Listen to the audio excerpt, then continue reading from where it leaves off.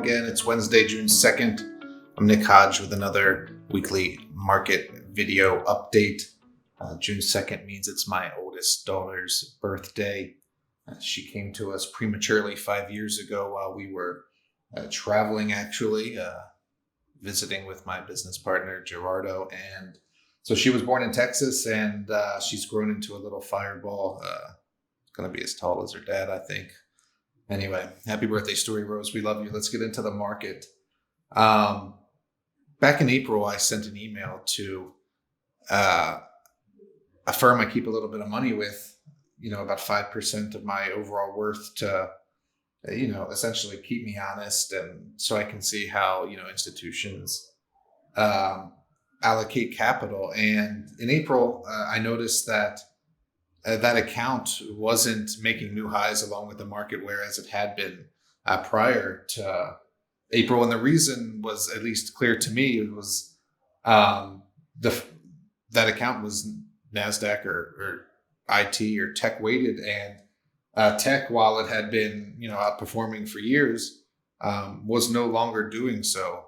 Sectors that I've been talking about here, energy, materials, etc., had started to outperform as early as November and December of 2020, when I was telling premium readers as much, and we were rotating into energy funds. And so I sent an email articulating as much, showing the performance of the S&P sectors. And the reply was, we really don't make sector bets. We're not focused on sector rotations. And basically, since 2017, the tech sector has outperformed, and we're not ready to deviate from that yet. Which, okay, I mean, that's a fair response, I guess, except that when you look at the allocations of that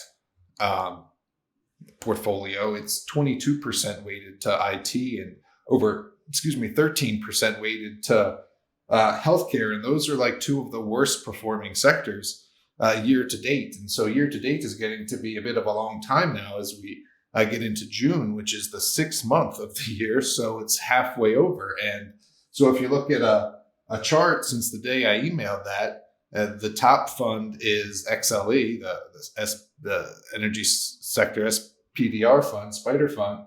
And the bottom is a tech-weighted fund that was one of the largest holdings in that professionally managed portfolio that I was telling you about. And so you can see the energy is up 15% since that email on April 2nd. And the fund, the tech and healthcare weighted fund, is down 2.5%. And so these things matter, especially, imagine if my entire worth was in that sort of account or managed by that sort of institution, which is why it's not. I need to be able to be more flexible and frankly, be in other opportunities where I can harness bigger gains. And so I guess let's just take a look quickly at the performance of those sectors of the S&P year to date and in the past 3 months. And you can see which ones are outperforming at the top there. So, a lot's happened since 2017. A lot's changed. And I just like to be a bit more nimble with my money. It doesn't mean I don't have a long-term approach or a long-term time horizon, but 6 months in the span of 10 years is something, and I'd like to be able to move capital when needed in that respect. And so I was telling you last week that I was buying oil stocks. Oil's now up over $70. If you look at a fund like XLE, for example, but also XOP, which I recommended early in May to premium readers of Foundational Profits. That fund is now looking very strong and might even be looking to sell a little bit of energy stocks here. Is like, again, they're up 30-40% across the sector over the past 6 months. And so that's how you sort of play the game, right? That's how you rotate in and out of sectors, not trading, not day trading, but again, 3-6 months, quarters. I mean, at least check in and then rotate, right? And then materials continue to do well, and that's materials across the board, right? Helium, which I mentioned last week, I had a a company that I financed privately and got members in on go public. That stock continues to trade really well.